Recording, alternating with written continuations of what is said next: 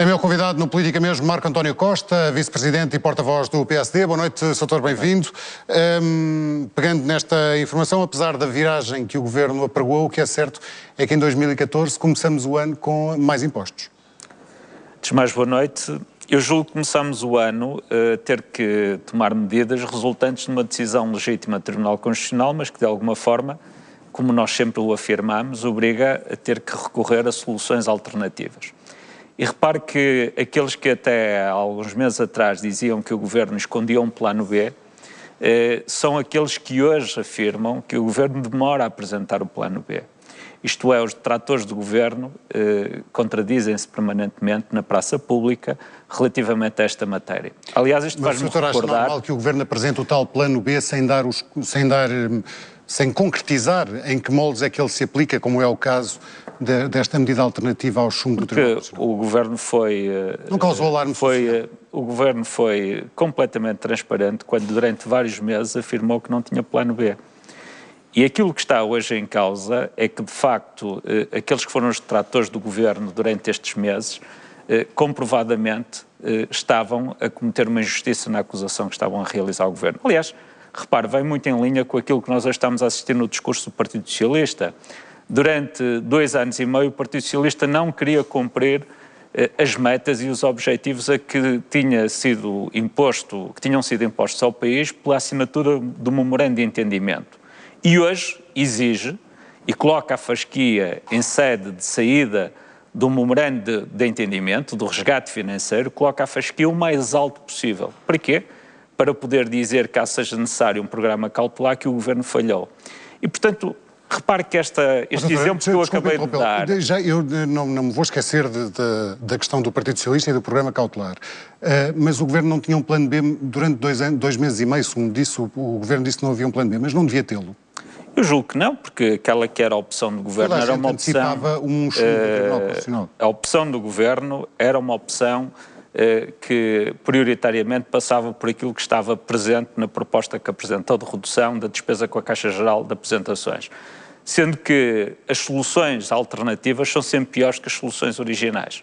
E, portanto, o prejuízo da solução alternativa é sempre mais elevado que o prejuízo que resultava da solução inicial. E, portanto, aquilo que me parece claro neste momento de alguma forma, expressando o sentimento que tenho relativamente a esta matéria, é que, de facto, este Governo tem sofrido um ataque inaudito por várias frentes políticas de esquerda, nomeadamente até do Partido Socialista, que têm responsabilidades elevadíssimas na situação que o país viveu nestes últimos 2 anos e meio e que não têm tido nenhum tipo de colaboração, nem nenhum tipo de disponibilidade para auxiliar o Governo no trabalho que está a realizar em prol dos interesses nacionais. Foi o Governo que o Partido Socialista queixa-se de ter sido marginalizado pelo Governo, e ainda na última entrevista do Primeiro-Ministro, a propósito do programa cautelar, que o Sr. referiu há bocado, foi o Primeiro-Ministro que afastou qualquer tipo de entendimento com o Partido Socialista em caso de programa cautelar. Não, há 2 questões que são completamente distintas. Durante todo este tempo,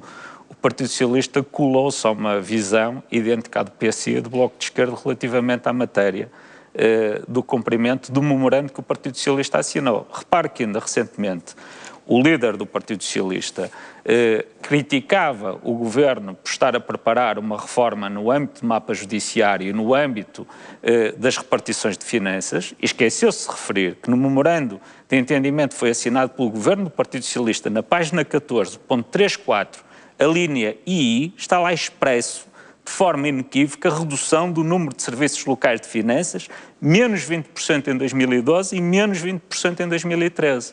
Esqueceu-se de referir, por exemplo, na página 16, no ponto 347, reduzir o número de serviços centralizados ao nível dos ministérios.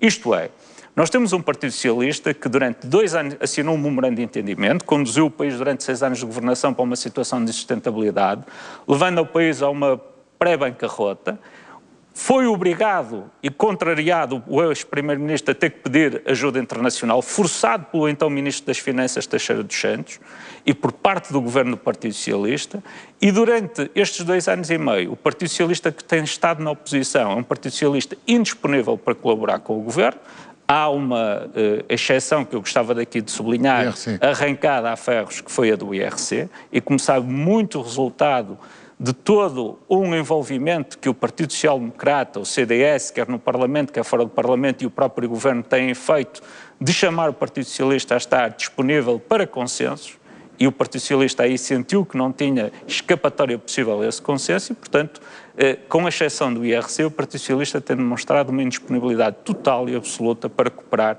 com o Governo no trabalho que tem sido feito ao longo destes 2 anos e meio. Isto é muito importante. Não respondeu à questão do Primeiro-Ministro. Deixe-me dizer, já lhe vou responder. Isto é muito importante por uma razão muito simples. Durante estes 2 anos e meio, as coisas, quando corriam menos bem e quando havia muitas dificuldades, a responsabilidade era sempre do Governo, deste Governo. E não se podia falar do passado, nem daquela que era a responsabilidade do Partido Socialista no passado, que nos conduziu a maio de 2011 ao resgate financeiro. Agora que as coisas estão a correr bem... Isso era uma ideia do próprio Primeiro-Ministro, agora que as coisas estão a correr bem, agora que há sinais positivos. Ainda hoje, relativamente à falência de empresas e à criação de empresas, foram revelados dados, aliás, avançados em primeira mão, pelo que eu sei, pela própria TV24, que revelam que estamos a atingir valores históricos de criação de empresas e que estamos, pela primeira vez desde 2008, a verificar uma redução do número de empresas que encerram em Portugal, comparativamente com anos anteriores.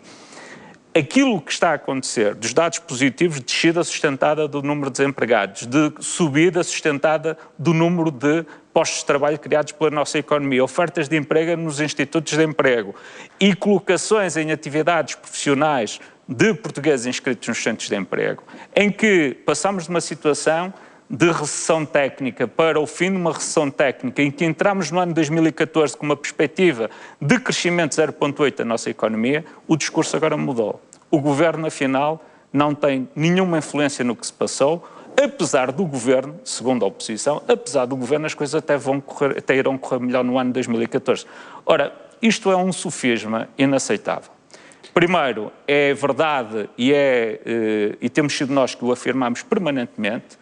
Há um trabalho coletivo feito pelos portugueses que é extraordinário, um trabalho de resiliência, de não baixar os braços e de enfrentar as dificuldades, mas nos momentos determinantes, em que muitos, como o Partido Socialista, reclamavam uma renegociação da dívida, reclamavam não cumprir o memorando assinado e com isso entrarmos no caminho da Grécia, e este Governo se manteve no rumo certo, não hesitando no caminho do cumprimento das obrigações, for determinante para chegarmos aqui a esta situação de uma perspectiva para 2014 mais positiva e destes resultados positivos. E, portanto, é altamente injusto e inaceitável que agora que o Partido Socialista não pode mais disfarçar a existência de dados positivos, não pode mais ignorar esses dados positivos, venha a afirmar que, afinal, apesar da estratégia do Governo, as coisas estão a correr bem. É preciso, de facto, chamar à responsabilidade aqueles que conduziram o país à situação que nós encontramos em 2011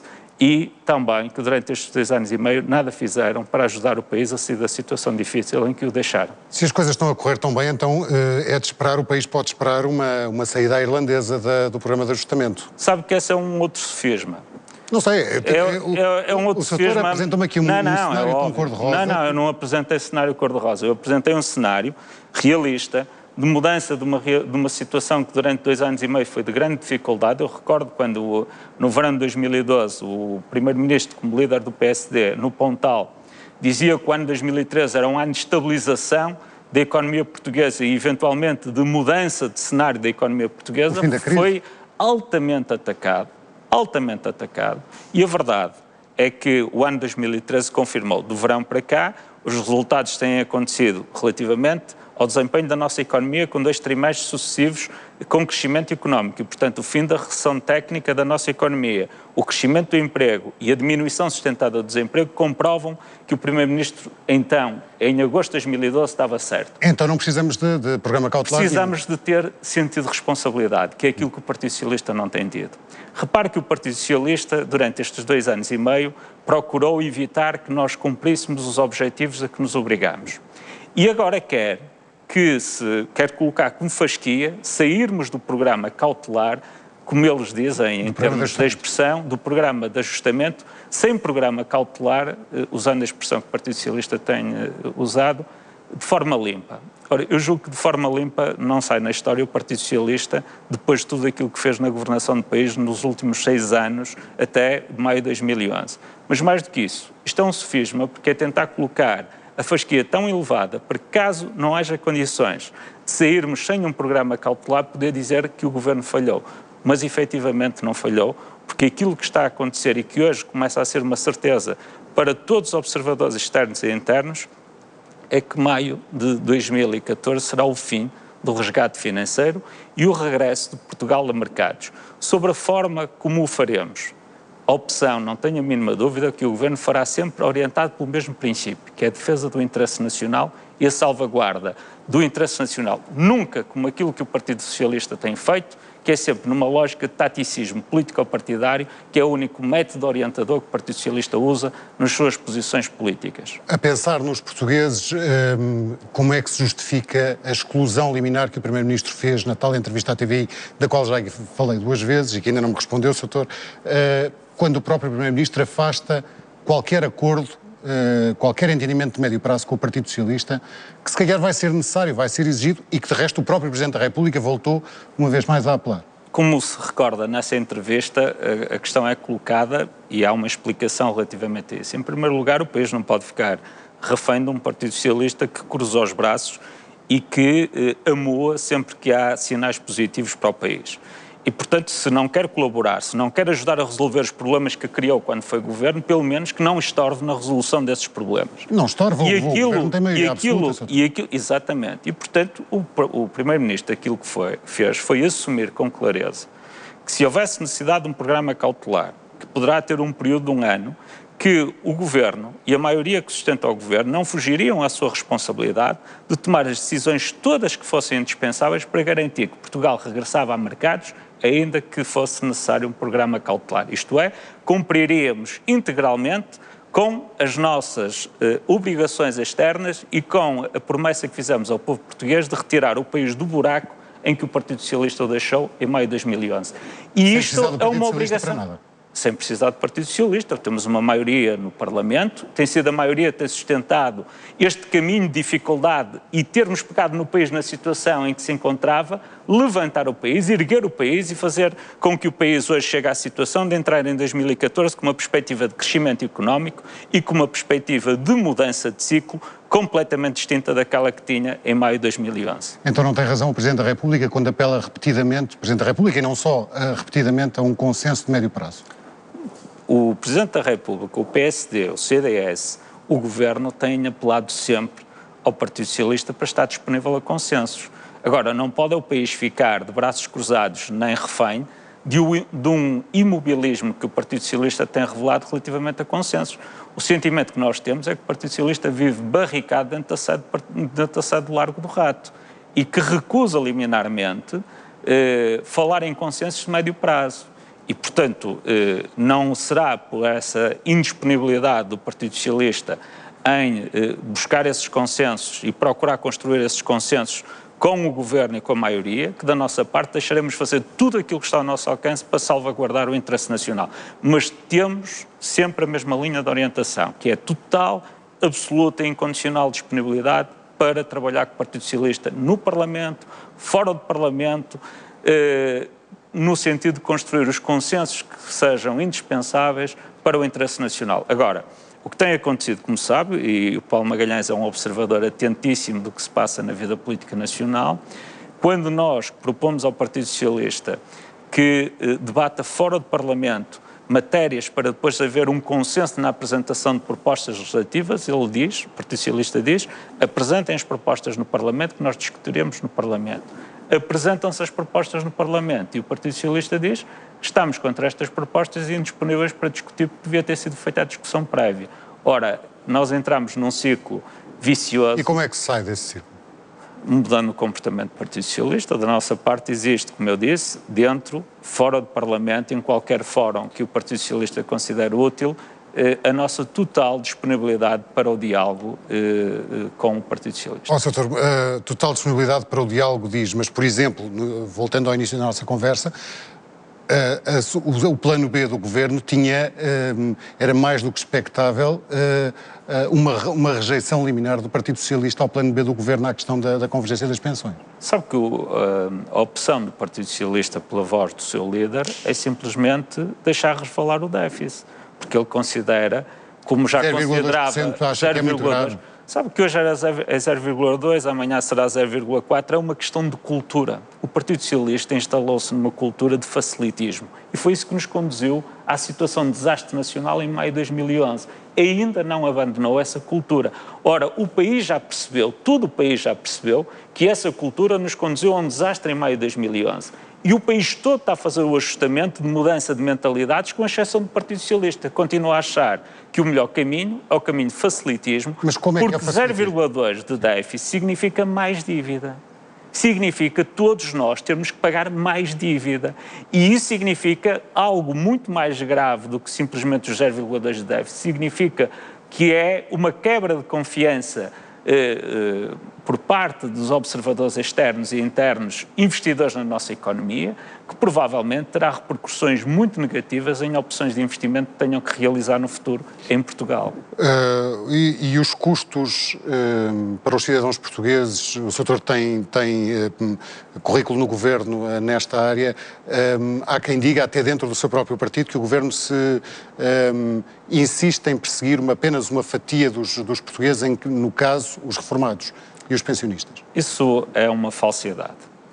E é, acima de tudo, uma maldade que está a ser feita. As pessoas que dizem isso deviam ter começado por uma declaração de interesses, que é saber se são ou não atingidas por estas medidas. Mas aquilo que é importante e relevante é recordar que foi este governo, por 3 anos consecutivos, aumentou as pensões mínimas em Portugal.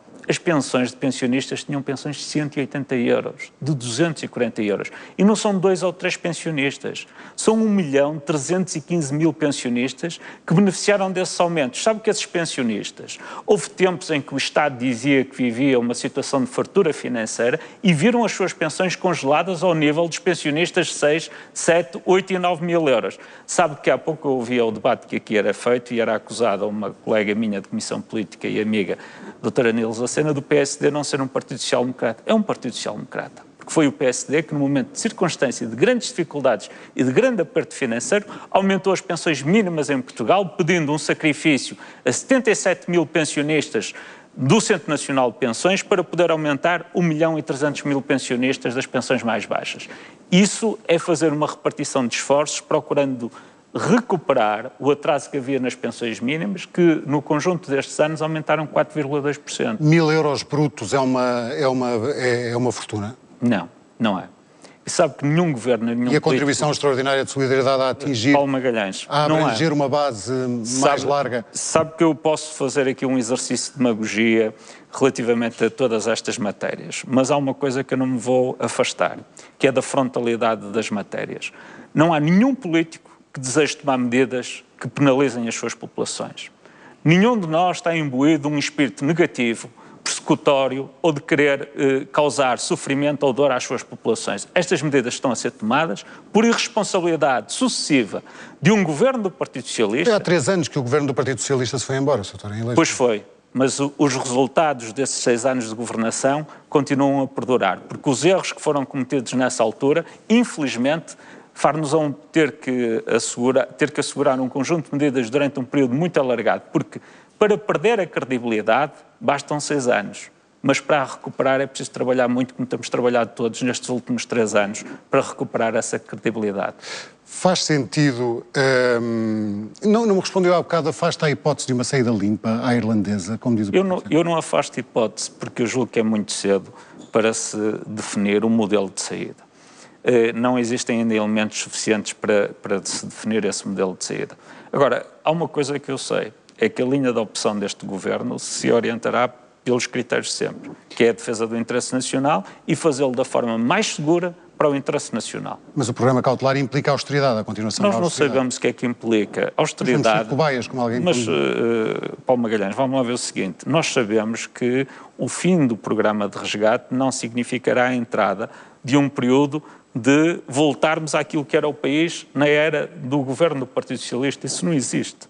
continuaremos a ter dificuldades, continuaremos a enfrentar dificuldades, mas é diferente de enfrentar dificuldades em que nós sabemos que não temos capacidade de nos autofinanciarmos, de termos liberdade de opção relativamente ao nosso futuro ou termos autonomia para conduzir o nosso futuro e, mais do que isso, sabermos que estamos num ciclo de crescimento sustentado da nossa economia. Como sabe, em 2012 conseguiu-se, naquilo que é a balança de transações da nossa economia, finalmente inverter, ao fim de quase 20 anos, a situação dos saldos negativos que essa balança tinha. Isso resultou de um trabalho extraordinário feito pelas empresas portuguesas no que diz respeito à sua capacidade exportadora e, portanto, há todo um trabalho resultou estrutural. Também porque os portugueses tiveram menos dinheiro para comprar. E resultou de um esforço que os portugueses fizeram, porque não só tiveram menos dinheiro para comprar, como pouparam mais. Como sabe, as taxas de aforro cresceram exponencialmente. Eles têm insegurança das pessoas, Não, porque há uma mudança de mentalidade. Por isso é que eu dizia há pouco que o país tem mudado e o Partido Socialista continua igual àquele que governou o país durante 6 anos, porque quer mais facilitismo em vez de mais rigor e mais responsabilidade. Seja como for, há relativamente pouco tempo, o representante do FMI na Troika, disse que Portugal teria mais 10 ou 15 anos de austeridade. Concorda com esta afirmação? Sabe que eu tenho muita dificuldade em comentar esse tipo de afirmações tão deterministas. Há pouco tempo atrás, como sabe, quando este orçamento foi apresentado, em outubro de 2012, tinha previsto que a nossa economia teria uma contração de 1%. Na 7ª avaliação foi alterada essa perspectiva para 2,3% de contração da economia. Na 8ª e 9ª avaliação, a Troika veio a considerar que, afinal, a economia teria uma contração apenas de 1,8%. Isto é, a própria Troika e os seus representantes, que não têm sido sempre os mesmos, tem havido mudança dos chefes de equipa, têm-se ajustado à realidade, à capacidade de reação do povo português, da sua economia, da nossa sociedade, que tem feito um ajustamento muito mais rigoroso que aquilo que era expectável. E, portanto, eu não tenho essa ideia determinista negativa, tenho a ideia de que não haverá facilidade no futuro. Todos nós, portugueses, temos consciência disso, que é um tempo que vamos viver, um tempo de grande exigência, por isso é que eu disse que é muito fácil estragar a credibilidade externa e romper com a confiança internacional no financiamento de uma economia, obrigando a ter que pedir um resgate internacional, mas é muito difícil construir, como nós temos feito paulatinamente e de uma forma determinada, a credibilidade internacional, como provam hoje os juros da dívida pública. Que afinal não foram afetados pelo chumbo do Tribunal Constitucional, como o Governo antecipava.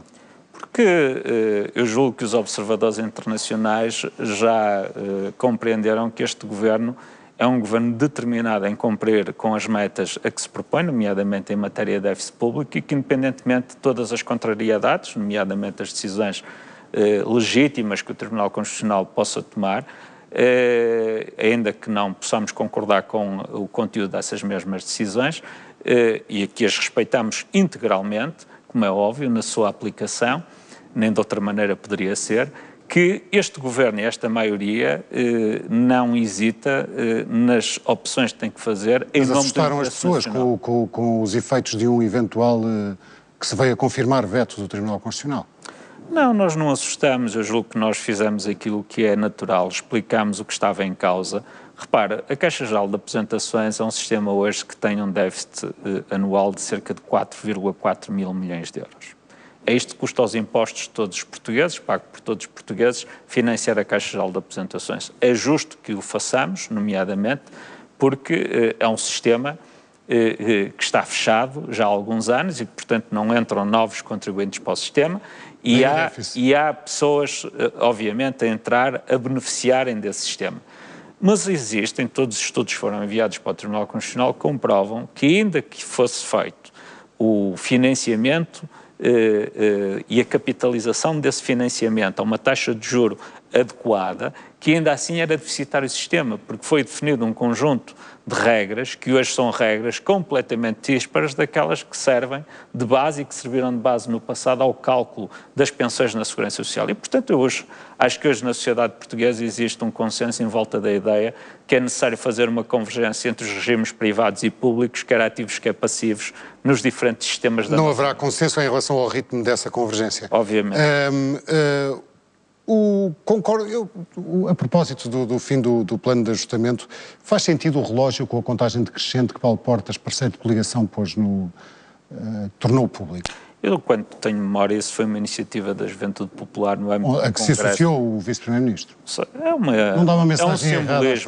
É um simbolismo como outro qualquer, que obviamente pode ser adotado, sendo, eu recordo-me de outras circunstâncias e de outros simbolismos. Agora, eu julgo que o Mas como o Sr. disse, quando acabar o programa de ajustamento, não vai correr o leite e o mel em Portugal. Mas há uma mudança muito significativa. É que há 3 anos atrás os portugueses pediram um resgate financeiro para poderem funcionar, para poder pagar pensões, fazer funcionar o sistema de saúde, fazer funcionar o sistema de educação, haver Estado social.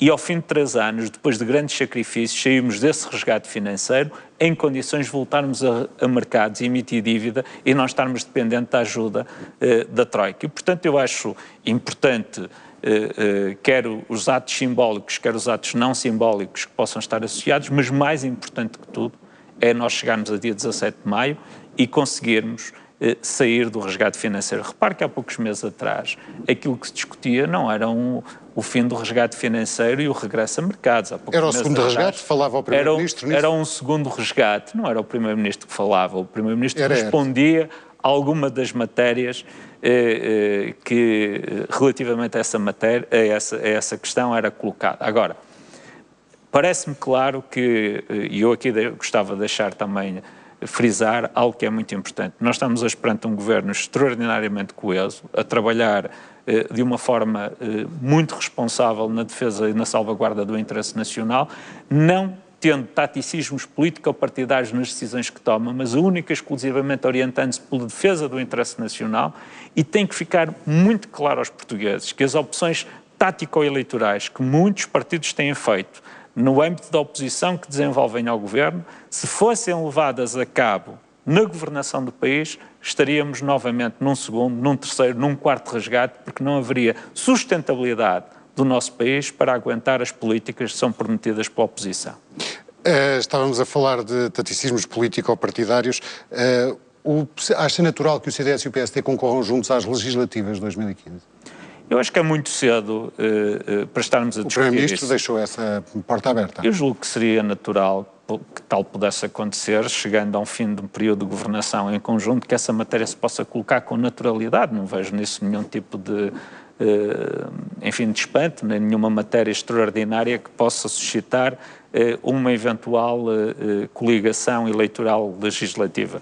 Estamos a trabalharemos de forma mais oportuna após os congressos dos 2 partidos, naquela que será uma coligação para as eleições europeias e, portanto, há todo um caminho que tem sido feito em conjunto pelos 2 partidos num momento histórico e decisivo da nossa vida coletiva, na governação do país e na salvaguarda do interesse nacional e, portanto, seria natural que isso pudesse vir a acontecer. Mas, como lhe digo, há um tempo que irá decorrer, haverá um momento oportuno para se discutir isso. É porque há um congresso do CDS no próximo fim de semana em que isso provavelmente será um dos temas. Está na moção de estratégia do Dr. Paulo Portas essa matéria, como estará na moção de estratégia do Dr. Pedro Passos Coelho. É previsível uma derrota nas europeias? Eu acho que... Uma penalização pelas políticas de contenção, digamos assim, deste governo? Como eu disse, eu não gosto de usar de sofismas. Sim, mas a da política há muito tempo e... Nós sabemos que há uma tentação sempre muito natural do eleitorado de penalizar quem está no governo, manifestar o seu descontentamento em eleições que não sejam eleições que julguem diretamente a matéria central que é a governação do país. E, portanto, as europeias geram sempre altíssimos níveis de abstenção, que são muito preocupantes, particularmente para a Europa no seu conjunto e para o projeto europeu no seu conjunto. Em segundo lugar, há a tentação de voto de protesto neste tipo de eleições, portanto há um risco associado a isso. Agora, como deve compreender, eu julgo que não poderia ser de outra forma. O Partido Social Democrata partirá para estas eleições numa lógica de as pretender vencer. Essa é sempre a nossa lógica, porque entendemos que hoje, no plano europeu, o trabalho que fizemos, quer interno, quer externo, nos credibiliza. Os portugueses hoje perceberam que, por exemplo, a idolatração que foi feita pelo Partido Socialista ao Sr. Hollande, que seria uma nova Europa, uma Europa diferente, que nada teria a ver com a austeridade, nem nada teria a ver com a linha germânica de condução da Europa, que afinal o Sr. Hollande hoje segue as pisadas da Sra. Merkel. E, portanto, quando mais recentemente o Partido Socialista se tentou agarrar ao SPD e à possibilidade de uma coligação entre o SPD e a CDU poder vir a constituir uma mudança de orientação na política europeia por parte do governo alemão, imposto pelo governo alemão, nós assistimos que o SPD assinou um acordo do governo em que não coloca nenhuma condicionante na política europeia, isto é, os próprios governos do Partido Socialista europeus, dos governos socialistas europeus, aquilo que têm feito é uma linha de atuação que em tudo dá razão à forma como este governo em Portugal tem atuado e, acima de tudo, a indispensabilidade da linha de rumo que temos tido. Mas, como o Sr. disse, é provável que as pessoas penalizem o governo, usem o voto como voto de protesto. Isso pode ter uma eventual derrota nestas europeias, pode ter efeitos na solidez da coligação do governo? Não, são eleições completamente diferentes. Nós nunca poderemos misturar eleições. É preciso perceber... O seu companheiro Nuno Moraes Charmento, companheiro de partido Nuno Moraes Charmento, ainda hoje antecipou, previu, numa entrevista à Rádio Renascença, ouviu eleições antecipadas no segundo semestre deste ano. Sabe que o Dr. Nuno Moraes Charmento tem a possibilidade de fazer uma leitura enquanto observador político. Eu tenho uma outra responsabilidade, que é como dirigente político e com responsabilidades diretas. Nós não podemos fazer depender a estabilidade política do país nem de eleições que não são as eleições principais, que têm a ver com a governação do país, nem com nenhum fator estranho. Por muito que isso agradasse ao Partido Socialista, que joga permanentemente numa ansiedade de eleições antecipadas, ainda que isso pudesse prejudicar os interesses nacionais, ainda que isso fosse do interesse do Partido Socialista e contra o interesse nacional, eu julgo que aquilo que nós temos que garantir como maioria, e temos garantido, e como governo, é uma linha de rumo estável e firme na condução dos interesses nacionais. O Primeiro-Ministro Pedro Passos Coelho apresenta a sua recandidatura à liderança do partido já depois da manhã. Aparentemente não há adversários. Sabendo, como sabe, que há várias vozes críticas desta política no interior do seu partido, é bom ou mau que não haja adversários à liderança de Pedro Passos Coelho? Não me cabe a mim fazer esse tipo de leituras. Aquilo que me parece claro é que o PSD, na sua história de 40 anos, comemoramos este ano 40 anos de social-democracia e 40 anos de 25 de Abril, queria, e há aqui uma convergência histórica entre estas duas realidades, entre a construção da liberdade no país e também a história da social-democracia em Portugal. No momento deste, aquilo que é importante é recordar que o PSD sempre foi um partido muito livre, em que existiram sempre vozes, que não havia uma linha de rumo oficial obrigatória. Houve sempre um grande espaço de liberdade. O importante é que o PSD, nos momentos decisivos da história de Portugal, com Francisco Sá Carneiro, com Cavaco Silva, com Durão Barroso, com Pedro Santana Lopes e com Pedro Passos Coelho, está a tomar as decisões que são indispensáveis para a salvaguarda do interesse nacional. Temos muito orgulho na nossa história.